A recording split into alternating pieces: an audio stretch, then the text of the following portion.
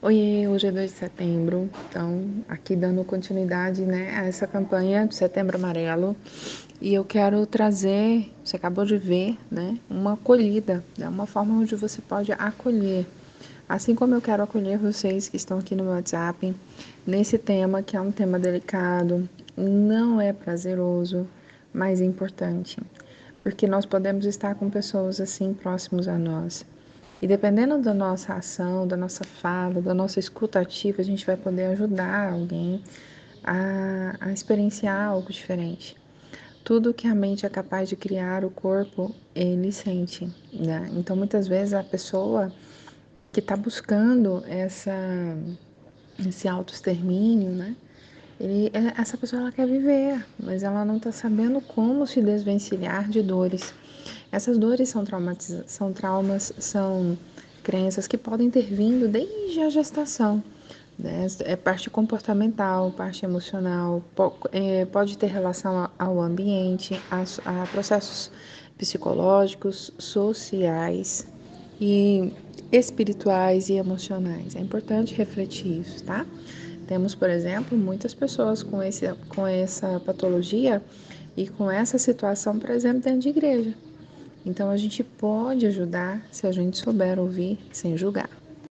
Mas trabalhar emocionalmente com pessoas que estão, né, com esses pensamentos destrutivos exige muito cuidado, presença e uma abordagem mais estruturada, tá?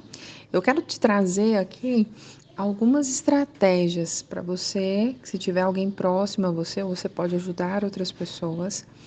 Como mentora, né, de produtividade, inteligência emocional, como que você pode aplicar? Anote tudo, qualquer dúvida que você tiver, você pode me acionar aqui. E se fizer sentido, mande para as pessoas que você acredita que está passando por essa experiência e não sabe como agir. Bom, a primeira etapa é o acolhimento, tá? A escutativa, ela permite que a pessoa fale sem julgamentos. Muitas vezes ela só precisa ser ouvida e não apontada e não violentada emocionalmente. A violência, ela não é só física, gente. A violência, ela é emocional. E não é só o que falamos, é como falamos. Às vezes você teve até uma intenção positiva de ajudar alguém, mas a forma que você proferiu a sua fala, ela se tornou agressiva. E dependendo do estado emocional da pessoa ao receber, né, essa devolutiva, pode sim virar um trauma, tá? É importante também passar pela validação emocional, reconhecer a dor. Então, por exemplo, eu entendo que isso deve estar sentindo, que você está sentindo, está sendo muito pesado para você. A maioria das pessoas que veio até mim, assim, as famílias, né, a rede de apoio, fala, mas é besteira, é frescura. Gente, não é. Pode parecer pequeno para nós que não estamos na experiência, mas para quem está envolvido, aquilo que parecia ser uma formiguinha é algo gigantesco, tá? Então, assim, nós não temos noção da dimensão que uma situação, uma fala, uma mensagem pode trazer de impacto. E esse impacto, quando negativo, ao invés de você ajudar a pessoa a sair do poço, você acaba jogando ela mais fundo ainda. Então, por isso que é importante criar um vínculo, tá? Mostrar-se disponível, interessada, genuinamente, para que essa pessoa ela se sinta segura. E por mais que talvez você não tenha uma habilidade, né, para ajudar essa pessoa, você pode ajudá-la a se sentir mais confortável em buscar ajuda, né, de uma ajuda especializada. É muito importante também para a gente que está na rede de apoio ter uma consciência dos pensamentos, tá? Identificar, ajudar a perceber quando os pensamentos destrutivos aparecem. Por exemplo, padrões, gatilhos, horários. É importante fazer essa observação. E eu quero deixar bem claro que possíveis situações emocionais, elas podem estar correlacionadas, por exemplo, a baixa de vitaminas no nosso corpo, né? Que isso desregula. Pode estar faltando aí vitaminas D e B12, isso desregula também emocionalmente, e a pessoa ela se sente mais desvencilhada e depressiva. Mas na verdade é só um processo de suplementação.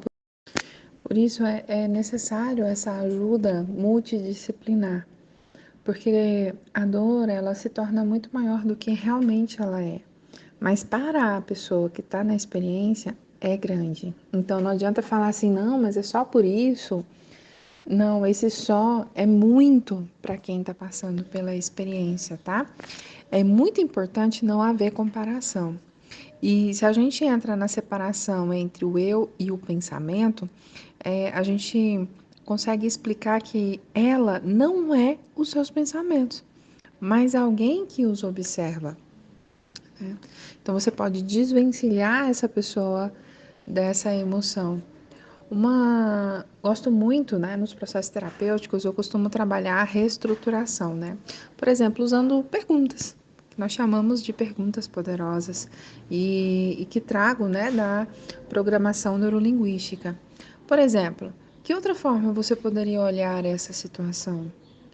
A maioria das vezes a pessoa que está na crise, ela não consegue, tá? Então fique atento.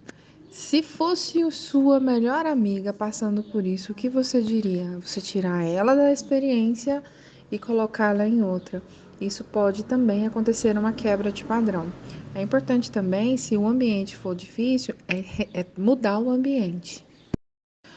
Quando eu falo em mudar o ambiente, eu falo, por exemplo, às vezes você quer conversar com a pessoa, ela está dentro de um quarto e ela não consegue sair. Então, por exemplo, dar uma volta. Porque, outro ponto, tá? Quando a pessoa ela está mais assim, evitar ter acúmulo de pessoas.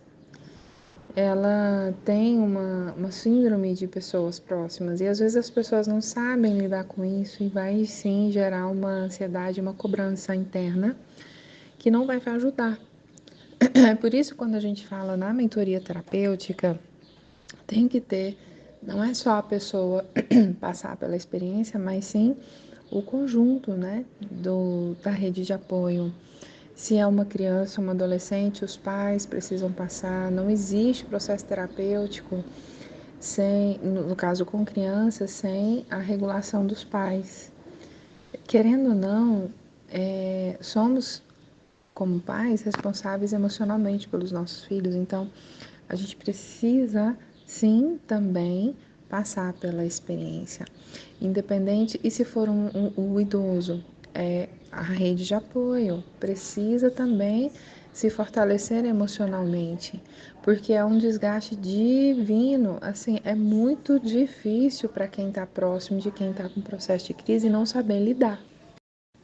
Exercícios na programação neurolinguística, como âncoras positivas, ressignificação de memórias boas, tá? E uma visualização guiada, né? A gente gosta de trabalhar isso porque tira a pessoa do estado atual e leva para o estado desejado. Buscar também fazer umas quebras de padrão, trazer uma rotina mais saudável. Pessoas com ansiedade, pensamentos destrutivos, ela não dorme bem, ela não está dormindo bem, ela não está fazendo atividade física, nem leve nem moderada. Existe a respiração, ela fica mais agitada, então é importante trabalhar uma respiração consciente, porque isso vai ajudar a reduzir a intensidade dos pensamentos negativos. É muito importante e talvez um desafio trazer a pessoa para o foco no presente, tá? É muito bom, por exemplo, como técnicas de mindfulness, né, que a gente trabalha bastante na mentoria terapêutica, para trazer a pessoa para experienciar aqui o agora. E agora um ponto muito importante, tá? Que é o fortalecimento da identidade. A pessoa, quando ela está no processo de ansiedade, depressão, existe esse conflito do eu, né? É o que eu sou, o que eu gosto, o que eu vou fazer. Então, existe esse conflito de identidade. Então, resgatar conquistas boas é importante. Você fazer com que a pessoa processe, sim, que é uma pessoa importante, que ela já teve feitos, e fazer ela resgatar essas memórias, né? E principalmente há processos de que já foi superado. O cérebro trabalha por imagem, a memória ela é associativa e ela não separa o real do imaginado. Então é muito importante fazer esse resgate, né, das conquistas. Bom, quando estamos na experiência negativa da depressão, da ansiedade e pensamentos destrutivos, nós não valorizamos, nem lembramos, inclusive, das pequenas vitórias, tá? Então, quando você incentiva metas pequenininhas que seja, por exemplo, a pessoa está dentro do quarto e não consegue sair, de repente ela sai. Ao invés de você celebrar, opa, que bom que você está aqui e dando o próximo passo, às vezes assim, nossa, que, até que enfim saiu desse quarto. Então, assim, dependendo da forma que você fala, você faz a pessoa voltar à estaca zero. É importante que a rede de apoio também saiba como lidar com essa pessoa. Porque pequenas vitórias incentivadas, elas vão gerar assim um fortalecimento cognitivo na sensação do processo. Por isso, as autodeclarações positivas, como frase de afirmação diária, que combate aí os pensamentos destrutivos. Um ponto muito importante que muitas vezes é negligenciado, que é o limite do processo, tá?